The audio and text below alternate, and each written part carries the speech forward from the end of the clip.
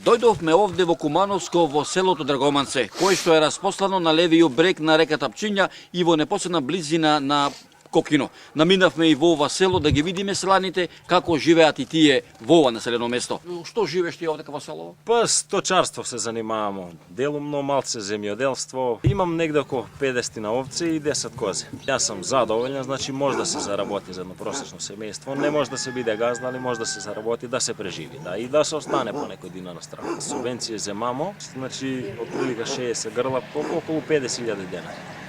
Јас сум задоволен. Садам зелка, пиперче, тоа чисто колку за мене. Од 3 декари зелка ќе ти кажам право 5 тони зелка сум извадил. Јас плаќам една сметка за струја, Така? 2000-2500 денари. Така. Ние живееме во село, имаме водовод селски, плаќаме 300 до 500 денари вода. Сето друго плаќаме како сите во град што плаќаат. И на крај излегувам како и сите балканци. Снајди се па живи. Млеко го обработуваме дома, значи сиримо го и продаваме го дома, имамо муштерија, туј го давам. По 200 денара го давам кило. Колку очекува сега ова година јагнина?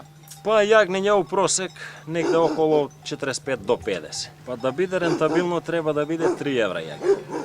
Па сега цена е околу 150 денара се движи. Така. Да, за нову годину ќе достигне цену негде 180, можда и 200 денара, а у пролет кога ќе ги ми продаваме, пошто лани ги продадемо по 135 денара. Зелката што ја имам продадена, со тие пари купувам нафта, купувам вештачко џубриво и јас сега кажи ми дали може со тие пари да преживееш за година дена. Само Јас не работам, жена ми не работи.